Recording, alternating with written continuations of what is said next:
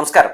May 4-ന് നിയമസഭാ തെരഞ്ഞെടുപ്പിന്റെ result പുറത്തു വരാനിരിക്കെ UDFന്റെ പല നേതാക്കളും പല രീതിയിലുള്ള അവകാശവാദങ്ങളും വിചിത്ര പ്രതികരണങ്ങളും ഒക്കെയായി മാധ്യമങ്ങളിൽ ഇങ്ങനെ നിറഞ്ഞു നിൽക്കുകയാണ്. അവർ നടത്തിക്കൊണ്ടിരിക്കുന്ന പല പ്രതികരണങ്ങളും കാണുമ്പോൾ സ്വാഭാവികമായും നമുക്ക് ചിരിയും പൊട്ടിച്ചിരിയും ഒക്കെ തോന്നും.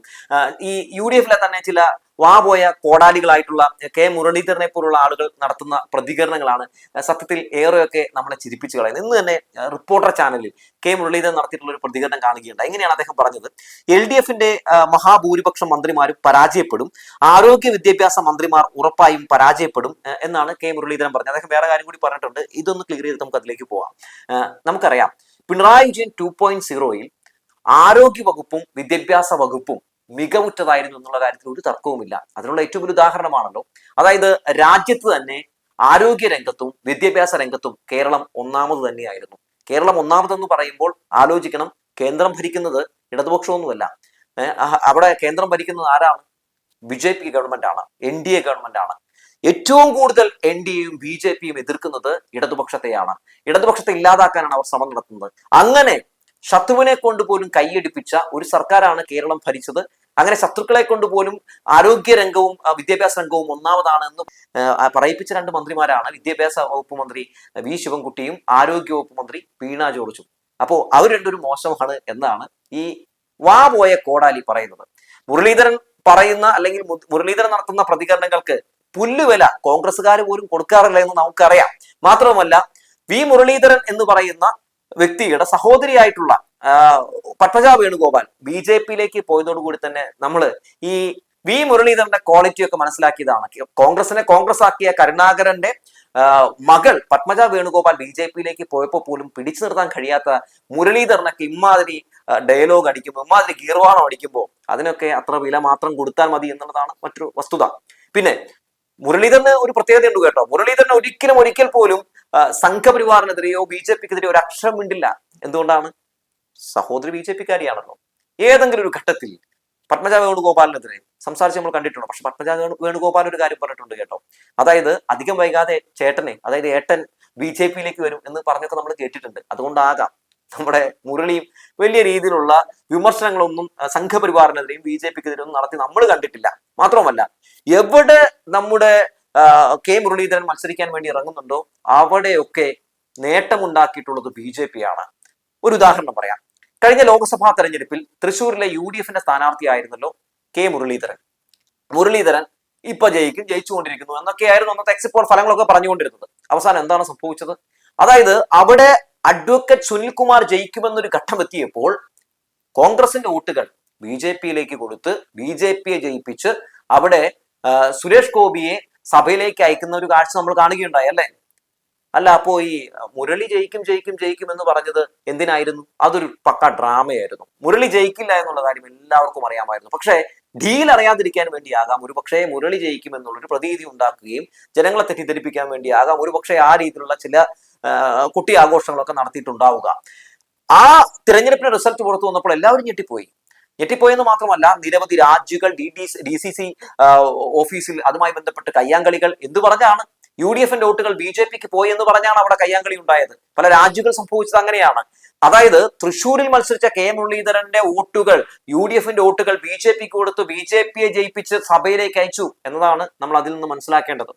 ശേഷം ഇപ്പോൾ വട്ടിയൂർക്കാവിൽ മത്സരിക്കാൻ വേണ്ടി പോകുന്നുണ്ട്. വട്ടിയൂർക്കാവിൽ മത്സരിച്ചിട്ടുണ്ടെങ്കിൽ കെ മുരളീധരൻ ജയിക്കില്ല എന്ന് എല്ലാവർക്കും അറിയില്ലേ? അവിടെ കഴിഞ്ഞ തവണയും 2ാം സ്ഥാനത്തെത്തിയത് ആരാണ്? BJP ആണ്. അപ്പൊ BJPയെ ജയിപ്പിച്ച് മറ്റേ ലോകസഭയിൽ സുരേഷ് ഗോപി വിട്ടതുപോലെ ശ്രീലേഖനെ നിയമസഭയിലേക്ക് വിടാമെന്നാണോ നമ്മുടെ കെ മുരളീധരൻ വിചാരിച്ചിരിക്കുന്നതെങ്കിൽ അതൊക്കെ വെറും തോന്നലാണ്.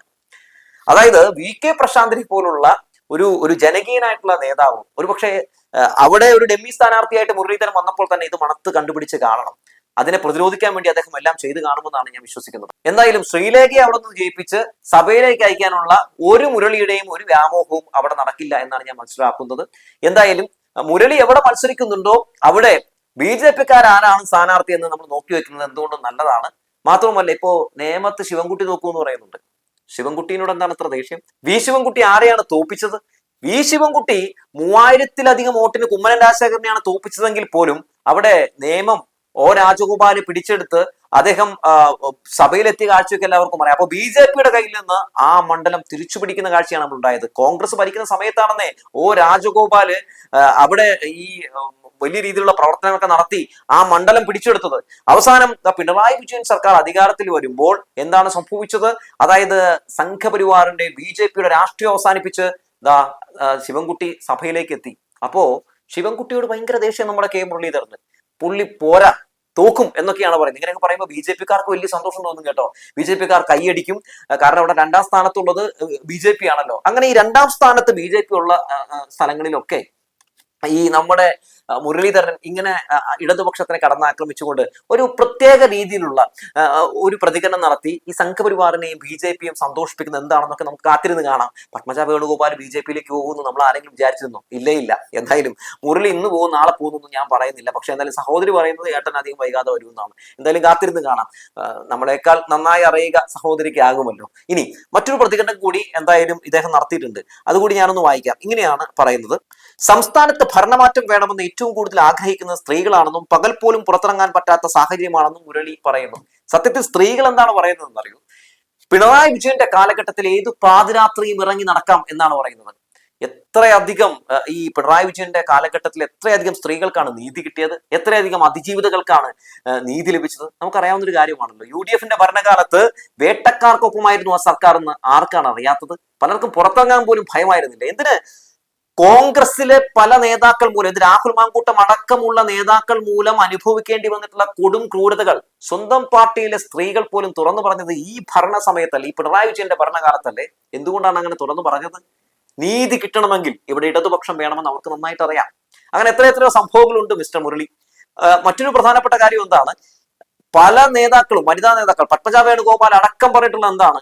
ഈ പാർട്ടിയിൽ, കോൺഗ്രസ് എന്ന് പറയുന്ന പാർട്ടിയിൽ സ്ത്രീകൾക്ക്, ആത്മാഭിമാനമുള്ള സ്ത്രീകൾക്ക് നിൽക്കാൻ കഴിയില്ല എന്നാണ് പറഞ്ഞിട്ടുള്ളത്. സാധാരണ ഒരു സ്ത്രീയാണോ പത്മജ വേണുഗോപാൽ? കരുണാകരന്റെ മകളല്ലേ? പത്മജ പറഞ്ഞിട്ടുള്ള വീഡിയോ ഇപ്പോഴും നമുക്ക് ലഭ്യമാണ്. അങ്ങനെ എത്രയെത്രയോ സ്ത്രീകൾ പറഞ്ഞിട്ടുണ്ട്. അങ്ങനെ ഒരു പാർട്ടിയുടെ വക്താവാണ് പറയുന്നത് ഈ രീതിയിലുള്ള പ്രതികരണം രേഖപ്പെടുത്തുന്നത്. ഈ സർക്കാർ ഇവിടെ ഇങ്ങനെ തന്നെ വേണമെന്ന് ആഗ്രഹിക്കുന്നത് എനിക്ക് തോന്നുന്നു സ്ത്രീകൾ തന്നെയാകും. ഈ സർക്കാർ എന്ത് കാര്യത്തിനാണ് ഒരു ബുദ്ധിമുട്ട് ഉണ്ടാക്കിയിട്ടുള്ളത്? ഈ സർക്കാർ ഏത് രീതിയിലാണ് സ്ത്രീകൾക്ക് അനുകൂലമല്ലാത്ത നിലപാട് സ്വീകരിച്ചിട്ടുള്ളത്? എല്ലാ കാലഘട്ടത്തിലും എല്ലാ സമയത്തും സ്ത്രീകൾക്കൊപ്പം തന്നെയായിരുന്നു ഈ സർക്കാർ. ഹേമ കമ്മിറ്റി റിപ്പോർട്ട് ഈ നമ്മുടെ പിണറായി വിജയൻ സർക്കാരിന്റെ സമയത്തല്ലേ വന്നത്? സ്ത്രീകൾ സിനിമയിൽ അനുഭവിക്കുന്ന കൊടും ക്രൂരതകൾ, പീഡനങ്ങൾ നമ്മൾ കണ്ടുവല്ലേ? അതിനെതിരെ നിലപാട് സ്വീകരിക്കുന്ന ഒരു പിണറായി വിജയനെ നമ്മൾ കണ്ടു. അങ്ങനെ എത്ര സംഭവങ്ങളാണ് നമ്മുടെ മുമ്പിലുള്ളത്. നടി ആക്രമിക്കപ്പെട്ട സംഭവത്തിൽ പോലും അതിജീവിതയ്ക്കൊപ്പം നിൽക്കുന്ന ഒരു സർക്കാരിനെ നമ്മൾ കണ്ടുവല്ലേ? വിധി ഈ പറയുന്ന നടനൊപ്പം ആയിരുന്നെങ്കിൽ പോലും ആ വിധിയെ ചോദ്യം ചെയ്തുകൊണ്ട് വീണ്ടും അതിജീവിതയ്ക്ക് നീതി ലഭ്യമാക്കുന്നതിന് വേണ്ടി ഒരു സർക്കാർ പോകുന്ന കാഴ്ചയൊക്കെ നമ്മൾ കണ്ടു.